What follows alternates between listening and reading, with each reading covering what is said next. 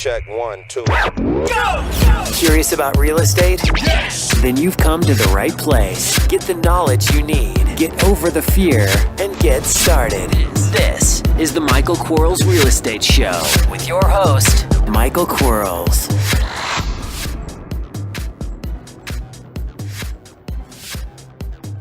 Hello everybody, Michael Quarles with Podcast 49.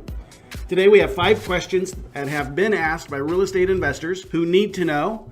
And remember, if you have a question, send it to support@bsffacademy.com. One more time, support@bsffacademy.com. Here we go. Question number 1. You mentioned probate, farm, and absentee owners are not for cold calling. Why would you not cold call probate leads? Well, I personally wouldn't call probate leads because of the emotional status that they're going through at the very moment. Absentee owners, I'd absolutely call. And farm, absolutely. Without a doubt, I'd do that. But I absolutely wouldn't call probates. Although I have called foreclosures in the past, it's kind of like that. I mean, it's definitely something that's a negative going on in someone's life. And I'd rather just send them a piece of mail. So would not cold call probates. However, if they called me, I'd call them back on my callback system of 15, 30, 60, and 90. But I wouldn't intentionally call probates. The other issue you have with some of the probates is just trying to find the number of the person who's actually in charge. Because these are dead people, so it's not like, we know the number of them. So yeah, I wouldn't call probate. Question number 2, how important is having a vanity number? Great question. Real great question. Now, I have 1-800-SELL for cash. I think it's a premier vanity number. However, I only want to utilize it on certain types of marketing. Like my TV, absolutely use 1-800-SELL for cash. Radio, 1-800-SELL for cash. Because it says something, means something. On my direct mail, I'm only using the logo. I'm not even using the phone number. So on 2 pieces of the mail, my postcards, I'll actually put the logo.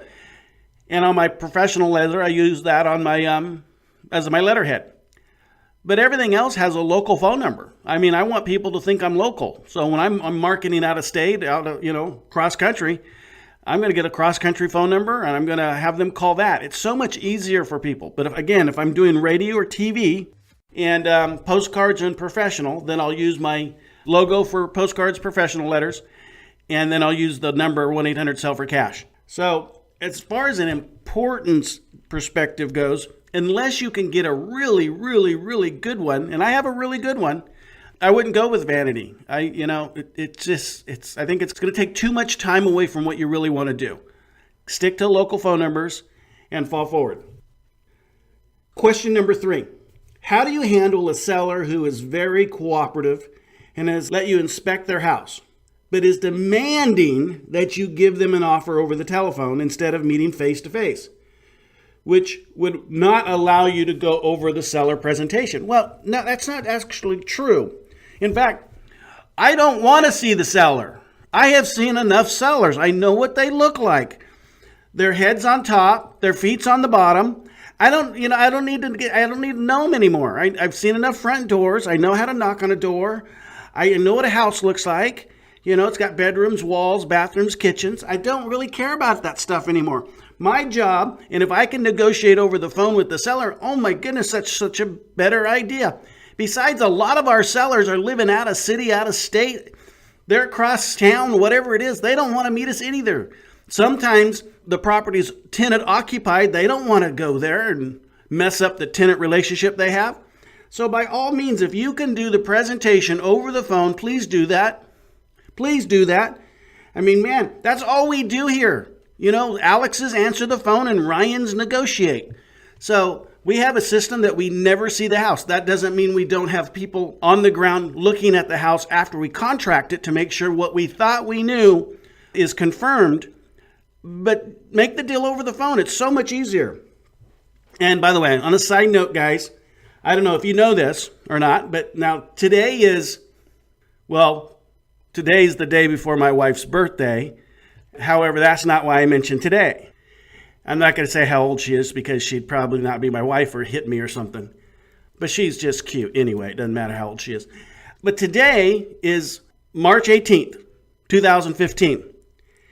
And for 3 more days, yellowletters.com, 3 more days over at yellowletters.com, they're having a 10% off sale. That means everything they sell, from business cards to door hangers to yellow letters, zip letters, postcards, all kinds of stuff they sell.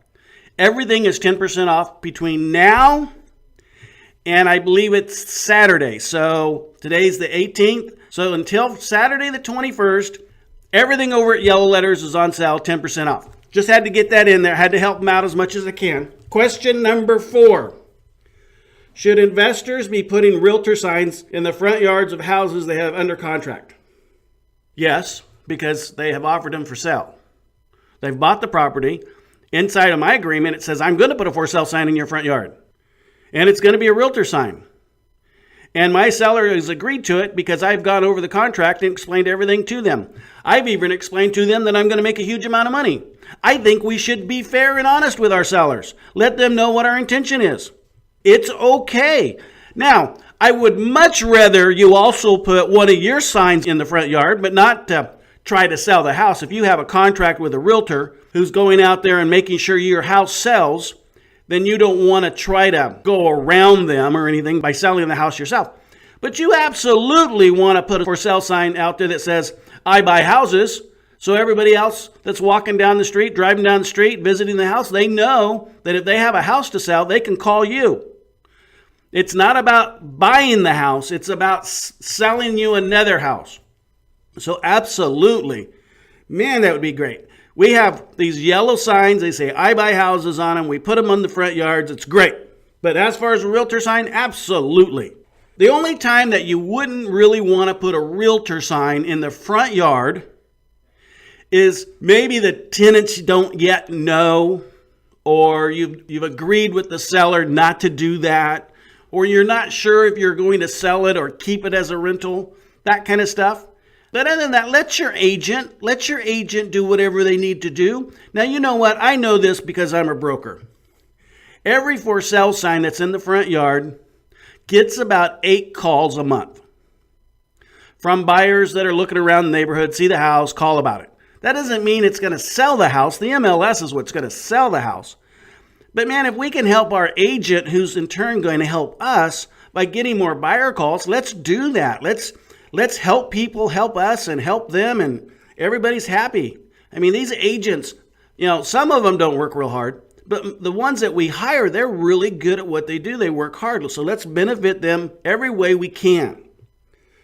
Question number 5, it's a scenario question, and you guys know how I feel about scenario questions. Mr. Investor is trying to find a title company to close escrow on a subject to deal. Every title company is talked to will not do a subject to sell that's going through foreclosure, or will simply not do a subject to deal at all. I happen to know this one. It's one of my coaching students who had this question, so we must be using this question today to help other people that may have similar situations. Here's what I told him. First of all, we're not going to pull the property out of foreclosure until you own it. So, we're not going to do that. We're not going to fund the foreclosure, get it out of foreclosure until you have the deed. However, when you set up your escrow, you're going to need to let your escrow officer know that you're going to pull it out of foreclosure and you're going to put that money in escrow to do that. And then you're going to buy it subject to. A lot of times, and especially when we're new investors, we don't know how to explain what we want to accomplish to the escrow officer. And that's simply what it is most of the time, my coaching students who have this issue, they'll tell me, and here's what I do. I just call the escrow officer and I say, hey, this is what we're going to be doing. And they, okay, yeah, we can do that. And it's just a simply misunderstanding or lack of communications between the two parties. So in this case, if you're buying a house that's in foreclosure that has equity, you're going to make sure that you're not going to pay that foreclosure arrearage before you buy it, but during the process of buying it, you're going to pay the foreclosure arrearage. So it's coming out of foreclosure.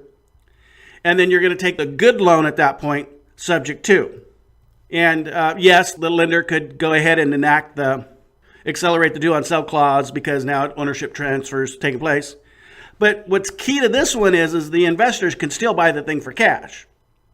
And at the end of the day, now I know this deal has pretty good meat in it. So it's a win-win either way. So it's either he takes his money and buys it with cash, or he tries to get a sub-2. And the sub-2 is always going to be better. But we have to explain to the escrow officer that we're going to cure their arrearages, pull it out of foreclosure, and then buy it subject to. So, great question. I'm glad I was able to help the coaching student.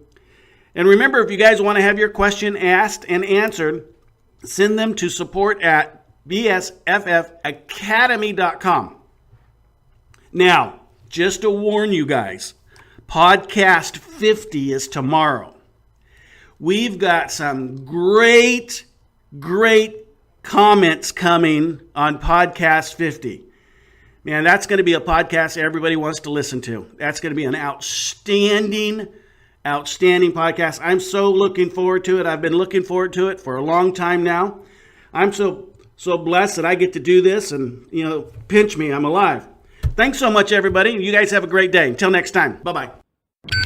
Thanks for listening to the Michael Quarles Real Estate Show. Get more info and stay in touch at michaelquarles.com.